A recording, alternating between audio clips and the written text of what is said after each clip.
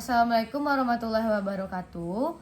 Perkenalkan, nama saya Atila Rene Insyara. Saya berasal dari jurusan Ilmu Kesehatan Masyarakat dengan NIM 231121356 dengan narasumber saya.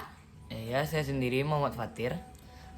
Baiklah, kali ini saya akan membahas topik mengenai pengaruh polusi udara Jakarta terhadap kesehatan pernafasan manusia.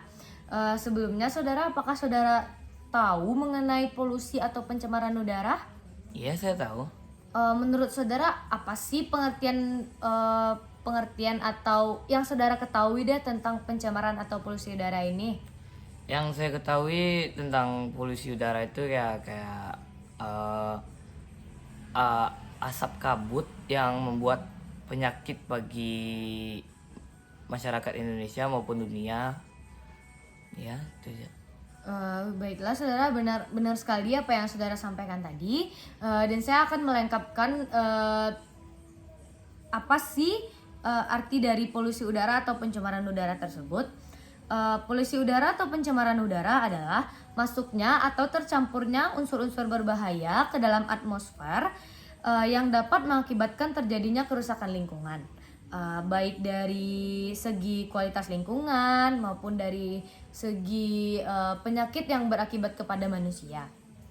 Apa sih yang bisa berdampak kepada manusia dari pencemaran atau polusi udara tersebut? Penyakit apa sih yang bisa terkena kepada manusia itu gitu loh? Tentunya yang paling utama sih bisa menyebabkan sesak nafas. Sesak nafas ya, terus kayak manusia itu bisa mendapatkan kayak apa ya? Infeksi saluran pernafasan ya mungkin maksud Benar saudara. sih, benar. Kayak semua yang terdampak dari polusi itu bisa Berakibat kepada pernafasan manusia ya. iya sih, iya benar. Cuman gimana ya, kalau dideskripsikan secara detail tuh mungkin susah ya. Ya. Mungkin seperti sesak nafas, seperti batuk, mungkin yang diderita itu kan termasuk ke dalam infeksi saluran pernafasan manusia. Jadi polusi udara atau pencemaran udara selalu menyerang ke pernafasan manusia. Saya akan menjelaskan kepada saudara apa sih yang dimaksud dengan infeksi saluran pernapasan manusia atau yang biasa disebut dengan ISPA. Sebelumnya saudara udah pernah dengar belum sih banyaknya penyakit ISPA yang diderita oleh masyarakat Jakarta? Sudah kayak dari didengar dari sosmed, dari orang-orang apa itu ISPA. Cuman saya tidak terlalu tahu apa itu ISPA. Iya. Baiklah saudara, saya akan menjelaskan sedikit secara umum apa sih ISPA itu.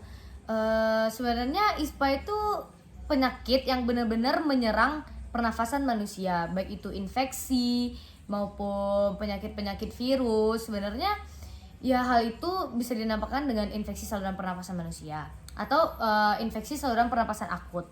Jadi ISPA ini biasanya diderita oleh orang-orang yang terpapar dengan polusi udara atau pencemaran udara yang sudah kita bahas di awal tadi. Dan ISPA ini sering sekali menyerang orang-orang yang bekerja di luar ruangan utamanya. Sebelum itu, apakah saudara sudah pernah mendengar berita-berita mengenai pencemaran udara yang ada di Jakarta? Tentu sudah ya. Ya, benar sekali. Menurut saudara, apa sih penyebab dari parahnya polusi udara yang terjadi di Jakarta? Tentunya yang paling mencolok ya itu asap kendaraan, asap dari pabrik yang mulai banyak di Jakarta kan padat ya. Terus dari asap puntung rokok juga bisa sih. Ya, benar sekali saudara. Polusi yang diakibatkan oleh padatnya atau banyaknya asap dari kendaraan bermotor itu salah satu penyebabnya yaitu padatnya penduduk yang ada di Jakarta. Ya memang hal itu susah sih dikendalikan oleh pemerintah Jakarta untuk menangani pembatasan mungkin ya, pembatasan penggunaan kendaraan bermotor. Dan sebelumnya saya juga mendapatkan data nih dari Dinas Kesehatan DKI Jakarta bahwa adanya 638.291 kasus infeksi saluran pernapasan akut yang terjadi di ibu kota periode Januari hingga Juni 2023. Dan selain itu juga pada bulan April sampai Mei itu adalah sempat terjadi penurunan. Cuman ketika bulan Juni terjadinya kenaikan lagi sekitar 102.475 kasus di dalam April hingga Mei tersebut. Dan sebelum itu menurut saudara apa sih yang harus kita lakukan untuk mencegah terjadinya ISPA di diri kita ini? Menurut saudara apa sih? Tentunya kurangi keluar rumah sih, kurangi aktivitas di luar, perbanyak jalan kaki ya sih ya, kurangi kendaraan. Terus bahkan gara maraknya polusi udara di Jakarta ini sampai pemerintah menerapkan WFA. Lebih baik kita mencegah daripada mengobati sih. Itu sih. Benar sekali saudara. Yang saudara katakan tadi, kita mengurangi aktivitas yang ada di luar rumah dan lain-lain sebagainya. Saya menyimpulkan di sini ada yaitu strategi 6M dan juga 1S. Strategi 6M dan 1S ini adalah yang pertama, memeriksa kualitas udara melalui aplikasi atau website. Yang kita ketahui pada zaman sekarang, untuk mengetahui kualitas udara sudah banyak sekali aplikasi-aplikasi yang beredar, bahkan website yang ada di internet sekarang. Dan itu memudahkan kita supaya kita mengetahui bagaimana sih kualitas udara yang kita hirup pada hari itu. Dan yang kedua, mengurangi aktivitas di luar ruangan dan menutup ventilasi rumah, kantor, sekolah, atau tempat umum di saat polusi udara yang tinggi. Ya seperti yang saudara katakan tadi, kita harus mengurangi aktivitas kita di luar rumah. Dan seperti di Jakarta sudah diterapkannya kembali WFH atau work from home, dan itu salah satu pencegahan atau upaya yang sangat efektif menurut saya. Yang ketiga yaitu menggunakan penjernih udara dalam ruangan. Sekarang sudah banyak sekali alat-alat yang bisa digunakan untuk menjernihkan udara-udara yang kita hidup di dalam satu ruangan tersebut. Dan yang keempat yaitu menghindari sumber polusi dan asap rokok. Kita sebagai manusia agar terhindar dari terjadinya ISPA yaitu kita hindari saja sumber penyebab dari ISPA tersebut, yaitu dengan cara pergilah ke tempat-tempat yang banyak mengandung oksigen seperti di bawah pohon, di dekat tumbuh-tumbuhan yang rimbun dan lain-lain. Yang kelima, menggunakan masker saat polusi udara tinggi. Untuk sekarang gunakanlah masker kapanpun keadaannya, karena kita tidak tahu apa sih penyakit yang diderita seseorang yang dapat menular kepada kita, bahkan dari saudara kita atau teman dekat kita sendiri pun kita tidak bisa mendeteksi penyakit apa yang mereka derita. Jadi saya menyarankan gunakanlah selalu masker ketika berada di luar ruangan. Untuk yang keenam yaitu melakukan perilaku hidup sehat dan bersih.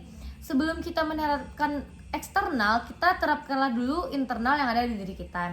Contohnya mencuci tangan selalu, mandi 2 kali sehari, dan lain-lain. Yang ketujuh, segera konsultasi daring atau luring dengan tenaga kesehatan jika muncul keluhan pernapasan. Jika saudara telah merasakan ISPA yang terlalu akut, segeralah hubungi ahli-ahli, tenaga ahli seperti dokter yang ada di lingkungan saudara. Begitu saudara. Menurut saudara, cara apa sih anak? Lama. Ya. Iya.